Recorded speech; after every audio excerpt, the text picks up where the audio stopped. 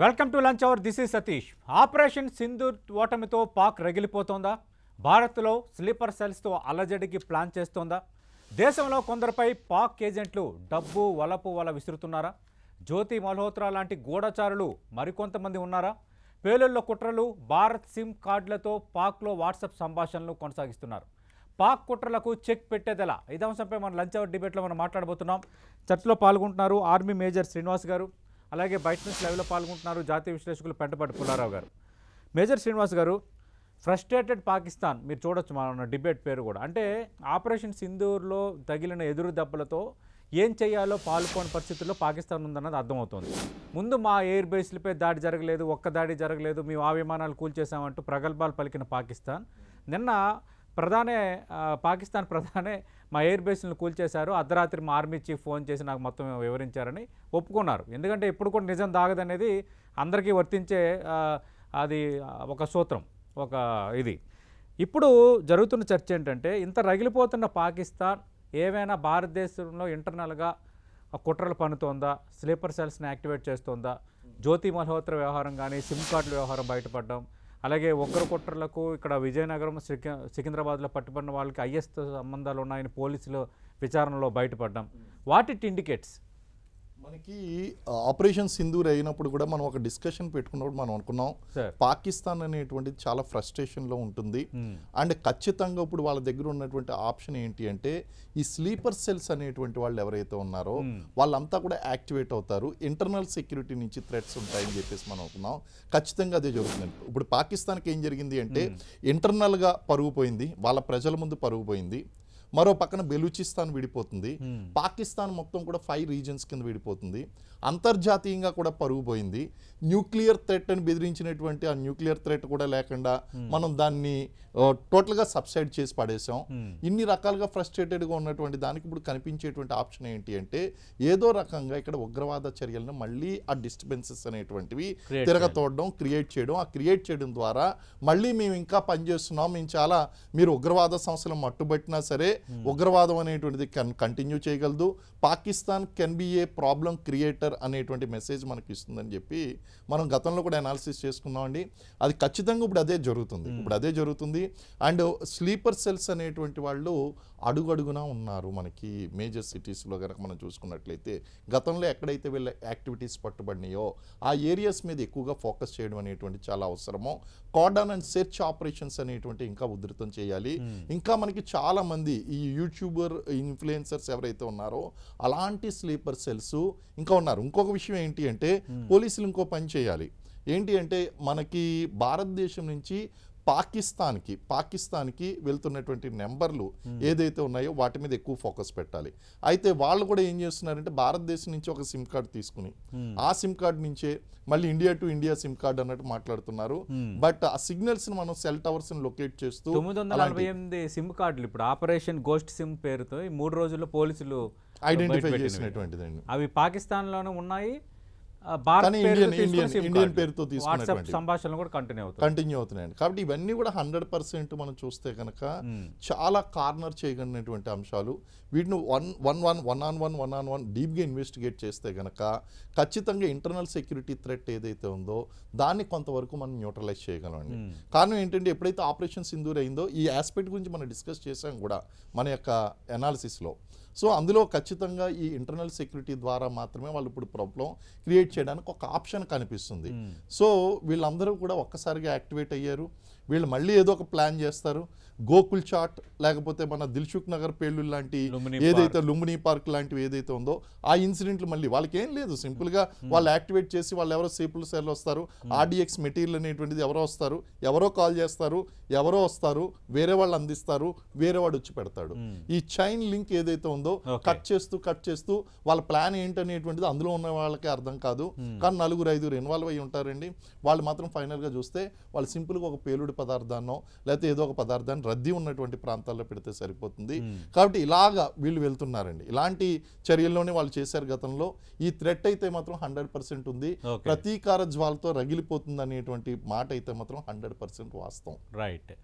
పెంటపాటి పుల్లారావు గారు, మీ అంచనా ఏంటి సార్? ఇప్పుడు జ్యోతి మల్హోత్రా ఆమె ఒక యూట్యూబ్ ఇన్ఫ్లుయెన్సరు, ఆమె మన దేశానికి సంబంధించిన ఎయిర్ బేస్లు, ఈ వైమానిక స్థావరాలు వీటన్నిటి దగ్గరకు వెళ్ళి బయట నుంచి వీడియోలు తీయటం, దీన్ని ఈ విధంగా చేస్తారని చెప్పడం, ఆర్మీ ట్రైన్స్ చూపిస్తూ ఆర్మీ ట్రైన్లో ఈ విధంగా వెళ్తారు, ఇలాంటి జాగ్రత్తలు తీసుకుంటారు, ఈ రూట్లో వెళ్తుంటారంటూ వీడియోలు చేయటం, ఏమనంటే భారత్ మాతాకి జై అని మళ్ళీ కొంత అనుమానం రాకుండా చేయటం, చివరికి పాక్ హై కమిషన్ కార్యాలయంలో జరిగిన సంబరాల్లో కూడా పాల్గొంటాం. ఇవన్నీ మనం చూస్తున్నాం. కొద్దిసేపటి కిందట అంటే మన డిబేట్ ప్రారంభానికి ఒక గంట ముందే ఇలాగే ఇంకో ఒక సహకరిస్తున్న ఒక ఏజెంట్ని పోలీసులు షౌబుద్దీన్ అనే ఏజెంట్ పట్టుబడ్డాడు. What it indicate sir? దానికి 2 రకాలైన ఇంటెలిజెన్స్ ఉన్నది గూఢాచారి. ఒకటి టెక్నికల్ గా చేసేది, ఎవరు మనుషులు అక్కర్లేదు, అది ఎక్కువ వాడుతున్నారు.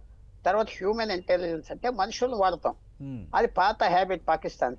ఎప్పుడైతే లక్షల మంది గల్ఫ్కి వెళ్తున్నారో అక్కడ కూడా పడతారు వాళ్ళని ఎలా పట్టాలి.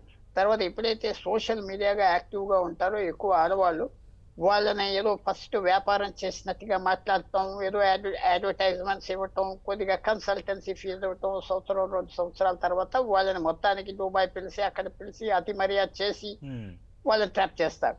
ఈ వ్యక్తి పాపం జ్యోతి మల్హోత్రా అంటున్నారు ఏంటంటే ఒక 32 సంవత్సరాల వ్యక్తి ట్రాప్ చేశారు. పంజాబ్ చీఫ్ మినిస్టర్ అక్కడ నవాజ్ షరీఫ్ కూతురుతో కూర్చోబెట్టి ఫోటోలు దిగారు. ఏమనుకుంటారు ఇక్కడ వస్తే చాలా మంది ఇలాంటి వాళ్ళు పాకిస్తాన్ కి హిడెన్ దాక్కున్న వాళ్ళు ఉన్నారు, ఇప్పటి నుంచో ఉన్నారు, ఎన్నో సంవత్సరాలు బట్టి ఉన్నారు. తర్వాత ఒకటి బంగ్లాదేశ్ కూడా కలిసింది. బంగ్లాదేశ్ తో పాకిస్తాన్ ఇంటెలిజెన్స్ ఏజెన్సీస్ ఎక్కువ పనిచేస్తున్నాయి. ఇలా కోట్ల మంది బంగ్లాదేశీస్ మన దేశంలో ఉన్నారు, పాకిస్తానీస్ అంతమంది లేరు. సో వాళ్ళని కూడా వాడతారని నేను ఎదురు చూస్తున్నాను. ఈసారి వాళ్ళ మీద అల్లరి వెళ్ళిపోతుంది, పని కూడా జరుగుతుంది. సో అన్ని రకాలుగా మనం చాలా ప్రిపేర్డ్గా ఉండాలి. ఎందుకంటే ఇంత యుద్ధం మనం గెలిచాం, క్లియర్గా గెలిచాం. ఎందుకంటే 3కి తెలుసు, 4కి తెలుసు. ఎవరికి తెలుసు? పాకిస్తాన్కి తెలుసు, చైనాకి తెలుసు, నేపాల్కి తెలుసు, బంగ్లాదేశ్కి తెలుసు, శ్రీలంకకి తెలుసు, మనకి తెలుసు. అది ఏనివే పిచ్చి మాటలన్నా. సో ఏదో రకంగా ఇంకా మేము ఉన్నాం అని ఏదో గొడవ చేయాలి, వాళ్ళు ఎదురు చూడాలి. ప్రభుత్వం చాలా జాగ్రత్తగా ఉండాలి. ఒక మంచి విశేషం ఏంటంటే సతీష్ గారు, ఆపరేషన్ సింధూర్ నుంచి మన దేశంలో ఏం చూసామంటే గొప్ప ఐకమత్యతనం, గొప్ప యూనిటీ. ఏ కమ్యూనిటీ బయటికి వెళ్ళలేదు, అందరూ సపోర్ట్ చేశారు. అది ఒక చాలా మంచి డెవలప్మెంట్ అనేది భావిస్తున్నాను. ఆ యూనిటీ అనుకోని వాళ్ళు ముందరకు వచ్చారు, నాయకత్వం తీసుకున్నారు దేశం యూనిటీలో. పేర్లు చెప్తే వాళ్ళకి అవమానం, ఎందుకంటే వాళ్ళు చేయమనుకున్నారా అన్నారు ఒకటి నాతో. అందువల్ల అది మంచి సైన్ మన దేశానికి. మనం చాలా జాగ్రత్తగా కాపాడుకోవాలి. అంత యూనిటీ అన్ని కమ్యూనిటీస్ మధ్యన దేశం గురించి వచ్చిందంటే అది ప్రభుత్వం మీద భారం, మీ మీద, మా మీద, అందరి మీద భారం. చాలా జాగ్రత్తగా కాపాడుకోవాలి. కానీ పాకిస్తాన్ మాత్రం తప్పకుండా ఏదో చేస్తారు. ఎందుకంటే మేము చచ్చిపోయామని అందరూ అనుకుంటున్నారు, మనం ఏదో చేయాలని. ఆఖరికి న్యూక్లియర్ బాంబులు ఉన్నాయని 1989 నుంచి మళ్ళీ ప్రయత్నం చేస్తున్నారు. చైనా ఇచ్చిన బాంబులు, వాళ్ళు సైకిల్ కూడా తయారు చేయలేరు, ఒక ఫోన్ కూడా తయారు చేయలేరు. ఈ బాంబులు ఎలా చేస్తారు వాళ్ళు? అందువల్ల తప్పకుండా మనం జాగ్రత్తగా ఉండాలి, చాలా జాగ్రత్తగా ఉండాలి, చాలా కేర్ఫుల్గా వాచ్ చేయాలి. మనం అన్ని చూసుకోవాలి. ఎందుకంటే ఈ విజయం అనే సమయంలో మనం అంతా అయిపోయింది అనుకోకూడదు. పాకిస్తాన్ మళ్ళీ మనల్ని అటాక్ చేస్తారు, దానికి రెడీగా మాత్రం మనం ఉండాలి. రైట్. అంటే మేజర్ శ్రీనివాస్ గారు, మరి వీటిని మనం ఎట్లా ఫేస్ చేయటం, ఎట్లా డిటెక్ట్ చేయటం? ఎందుకంటే మొన్న ఆపరేషన్ సింధూర్లో మనం విజయం సాధించడానికి ఉపయోగపడింది మన టెక్నాలజీ, మన సాంకేతికత, ఈ రాడార్ సిస్టమ్స్ కానీ, ఇస్రో పరిజ్ఞానం, ఇవన్నీ కూడా అద్భుతంగా ఉపయోగపడ్డాయి. ప్రపంచం మొత్తం అమ్మ అంటూ అవాక్ అయిపోయింది, భారత్ ఇంత టెక్నాలజీ వాడి ఈ విధంగా చేస్తుందా అన్నట్టుగా.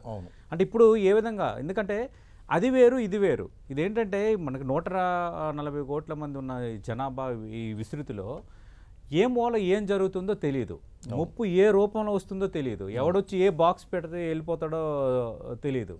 మరి ఇప్పుడు అలర్ట్గా ఉండటం ఎలా?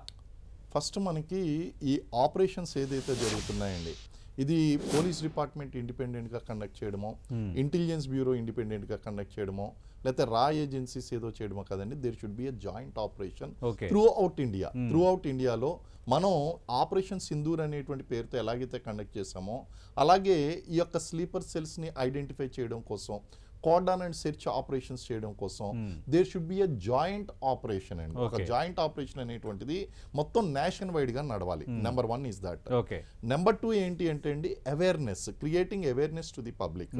ఈ పబ్లిక్ కి అవేర్నెస్ క్రియేట్ చేయాలి అంటే గనక ఇప్పుడు ఏం చేయాలండి, మనం అందరం కూడా ఈ టీవీస్ ద్వారా కానీ సోషల్ మీడియా ద్వారా కానీ లేకపోతే సివిల్ డిఫెన్స్ మేనేజ్మెంట్ వాళ్ళు ఉన్నారు, సివిల్ డిఫెన్స్ అకాడమీ వాళ్ళు, వీళ్ళందరూ ఈ ఆర్గనైజేషన్స్ వాళ్ళు, వాళ్ళ ద్వారా కానీ వీళ్ళందరి ద్వారా మనం కండక్ట్ చేసి వాలంటీర్స్ని తీసుకొచ్చి ఎక్స్ సర్వీస్ మెన్ ఉన్నారండి. ఆ ఎక్స్ సర్వీస్ మెన్ ఇప్పుడు డిపార్ట్మెంట్ ఆఫ్ సైనిక్ వెల్ఫేర్ ఉంటుంది, ఆ సైనిక్ వెల్ఫేర్ దగ్గరికి వెళ్ళి ఆ డైరెక్టర్ల దగ్గరికి వెళ్ళి కొంతమంది వాలంటీర్లను తీసుకుని ఈ యొక్క స్కూల్లోనూ కాలేజెస్లోనూ అలాగే పబ్లిక్ ప్లేసెస్లోని ఈ యొక్క డెమోస్ అనేటువంటి కండక్ట్ చేయాలి, అవేర్నెస్ ప్రోగ్రామ్స్ అనేటువంటి కండక్ట్ చేయాలి. TV and radio social media మాధ్యమంలో ప్రింట్ మీడియాలోనూ డిజిటల్ మీడియాలోనూ అవేర్నెస్ అనేటువంటిది బాగా క్రియేట్ చేయాలి. How to identify the suspicious movement, how to identify, how to dispose the unidentified objects, ఇటువంటి వాటిలన్నిటి గురించి కూడా అవేర్నెస్ అనేటువంటి బాగా క్రియేట్ చేయాలి. మన పబ్లిక్ ఏంటంటే రొటీన్గా ఉన్నటువంటి మూడ్లో కాకుండా ఈ యుద్ధం అనేటువంటిది కొనసాగుతుంది, పాకిస్తాన్ అనేటువంటిది ఒక ప్రత్యేకమైనటువంటి పద్ధతిలో మన మీద అటాక్ చేయబోతుంది అనేటువంటి అవేర్నెస్ అనేటువంటిది బాగా క్రియేట్ చేస్తూ పబ్లిక్ని కనుక ముందుకు తీసుకెళ్ళినట్టయితే it is not only the responsibility of the government, it is the responsibility and response by the citizens also. అలా మనం జాయింట్ గా కనుక వెళ్ళినట్లయితే ఈ సిచ్యువేషన్ ని మనం మరింత శక్తివంతంగా ఎదుర్కోగలుగుతాం, ఇంకా ఎక్కువ మందిని ఐడెంటిఫై చేయగలుగుతాం అండి. ఓకే, అంటే శ్రీనివాస్ గారు, అంటే ఇప్పుడు ప్రధానంగా ఎలాంటి చర్యలకు పాల్పడే అవకాశం ఉంది? ఇప్పుడు సైబర్ థ్రెట్ వేరు, మిగతా పద్ధతులు వేరు. కానీ ఇందాక పెంటపాటి పుల్లారావు గారు ఒక మంచి మాట అన్నారు, అంటే పాకిస్తాన్ ఓల్డ్ హ్యాబిట్, అవును, అంటే హ్యూమన్ ఉపయోగించడం అనేది. అలాగే మనకి తెలుసు మన దేశంలో జరిగిన బాంబు పేలుళ్ళు, పార్లమెంటుపై దాడి నుంచి అటు ఆర్ఎస్ఎస్ కార్యాలయంపై దాడి నుంచి అటు అక్షర్ధాము, ఇవన్నీ ప్రతి దానికి కూడా ఉగ్రవాద సంస్థలు, ఆ ఉగ్రవాద సంస్థలకు పాక్ ప్రేరేపిత ఉగ్రవాదం సపోర్ట్ చేయడం అనేది బహిర్గతం అయిపోయింది అన్ని విషయాల్లో. అందుకు ఇప్పుడు మనం ఎక్కడెక్కడ జాగ్రత్తగా ఉండాలి అనేది. నెంబర్ 1 ఏంటి అంటే అండి, ఉగ్రవాద చర్యలను ప్రేరేపించడం కోసం మనకి దిల్సుఖ్ నగర్ లాంటి పేలుళ్ళు, ఇలాగ లుంబిని పార్కు ఇటువంటి పేలుళ్ళు అనేటువంటివి కేటాయించడం. అన్ఐడెంటిఫైడ్ ఆబ్జెక్ట్స్ పెట్టేస్తారు అక్కడ, టిఫిన్ బాక్సో లేకపోతే సూట్ కేసో లేకపోతే ఏదో ఒక ఆబ్జెక్ట్ పెట్టేస్తారు, అది పేలుడికి గురి చేస్తారు, సీరియల్ బ్లాస్ట్లు అనేవి ఉంటాయి, ఒక ప్యానిక్ క్రియేట్ చేస్తారు. This is one kind of activity. The second activity is our critical locations ఏదైతే ఉన్నాయో ఆ లొకేషన్స్లో ఏం డెవలప్మెంట్ అవుతుంది. ఇప్పుడు సపోజ్ డిఆర్డిఓ దేని మీద ఫోకస్ చేస్తుంది, లేకపోతే మన యొక్క డిఫెన్స్ ఇన్స్టాలేషన్స్లో ఏ వెహికల్స్ ఎక్కడికి మూవ్ అవుతున్నాయి, ఏ బెటాలియన్ ఎక్కడికి మూవ్ అవుతుంది, లేకపోతే మన ఎయిర్ డిఫెన్స్ సిస్టమ్స్ నుంచి ఎక్కడి నుంచి అన్నా సరే అన్నది, లేకపోతే ఆర్మీ హెడ్ క్వార్టర్స్లో కానీ మినిస్ట్రీ ఆఫ్ డిఫెన్స్లో కానీ మినిస్ట్రీ ఆఫ్ హోమ్ అఫైర్స్లో కానీ ఏమన్నా ఇంటర్నేషనల్ అండర్స్టాండింగ్స్ అవుతున్నాయా, ఎలాంటి అండర్స్టాండింగ్స్ అవుతున్నాయి, వీళ్ళు అక్కడ దౌత్యవేత్తలు వెళ్ళినటువంటి ప్రాంతంలో ఎలాంటి డిస్కషన్స్ చేశారు, ఇండియా యొక్క నెక్స్ట్ స్టెప్ ఏంటి, ఇలాంటి అంటే గ్రౌండ్ లెవెల్ నుంచి హై లెవెల్ వరకు ఇన్ఫర్మేషన్ అనేటువంటిది గ్యాదర్ చేయడం కోసం వీళ్ళు మనుషులను ఉపయోగిస్తారండి. అది ఎలాంటి వాళ్ళని ఉపయోగిస్తారు, ఎక్కడి నుంచి పోస్ట్ చేస్తారు అంటే, నెంబర్ 1 మన దేశం నుంచి పాకిస్తాన్కి వెళ్ళినటువంటి సిటిజన్స్ ఎవరైతే ఉన్నారో గతంలో వాళ్ళందరినీ కాంటాక్ట్లు వీళ్ళ దగ్గర ఉంటాయి, మెయిల్స్ ద్వారా కానీ ఫోన్స్ ద్వారా కానీ కాంటాక్ట్ చేస్తారు. రెండోది ఇటు పాకిస్తాను ఇటు ఇండియా రెండు కలిపి ఫారెన్ కంట్రీలో కలుసుకుంటున్నారు, యుఎస్లో కానీ లేకపోతే మన యూకేలో కానీ వేరియస్ సౌదీ అరేబియా కలుసుకుంటున్నారు. ఆ కలుసుకుంటున్నప్పుడు వీళ్ళు ఏం చేస్తారంటే ఈ కలిసినటువంటి వ్యక్తులకు తాము ఒక ఇన్ఫార్మర్గా మారబోతున్నారు, లేకపోతే వాళ్ళ ఒక దేశద్రోహిగా మారబోతున్నారు, వీళ్ళని పాకిస్తాను ఐఎస్ఏ ఉపయోగించుకుంటుంది అనేటువంటి విషయం తెలియకుండానే వాళ్ళతో ఫ్రెండ్షిప్ అనేటువంటి చేసి వాళ్ళ దగ్గర నుంచి క్రూషియల్ ఇన్ఫర్మేషన్ అనేటువంటిది లాగడం అండ్ ఐఎస్ఏ ఇన్ఫ్లుయెన్స్ బ్లాక్మెయిల్ చేయడం ద్వారానో ఇన్ఫ్లుయెన్స్ చేయడం ద్వారానో మనీ ఆఫర్ చేయడం ద్వారానో లేకపోతే కుటుంబ సభ్యులను బెదిరించడం ద్వారానో ఏదో రకంగా వీళ్ళ దగ్గర నుంచి ఇన్ఫర్మేషన్ తీసుకోవడం. అనదర్ ఇన్ఫ్లుయెన్స్ ఏంటి అంటే ఈ మధ్య కాలంలోని కొన్ని ఫోన్స్ వస్తున్నాయి, ముఖ్యంగా మన మీడియా మిత్రులకు కానీ జర్నలిస్టులుగా చేస్తున్నటువంటి వాళ్ళకి కానీ లేకపోతే మినిస్ట్రీ ఆఫ్ డిఫెన్స్లో పనిచేస్తున్నటువంటి వాళ్ళకి కానీ ఆర్మీలో పనిచేస్తున్నటువంటి వాళ్ళకి కానీ అక్కడ పాకిస్తాన్ నుంచే ఫోన్స్ చేస్తున్నారు.